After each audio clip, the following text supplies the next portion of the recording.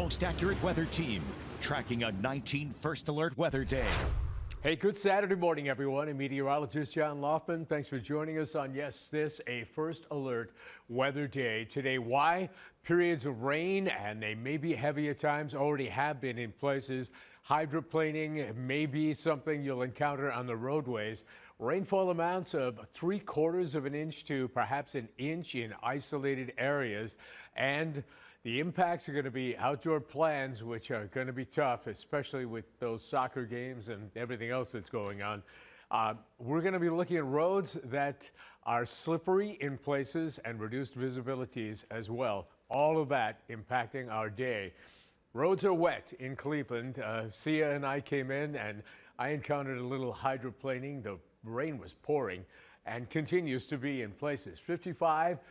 Today, we're talking about on and off showers. Gusty winds will hit that 55 along about 3 in the afternoon. Right now, we're checking in with 52 and 50. Breezes are light right now.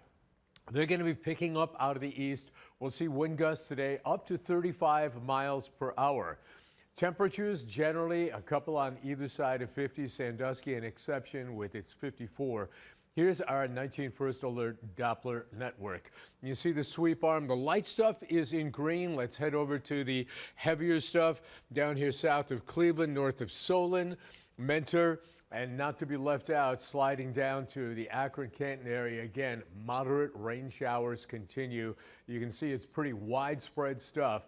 It'll be coming down a mainly morning affair, and then afternoon will bring some more rain.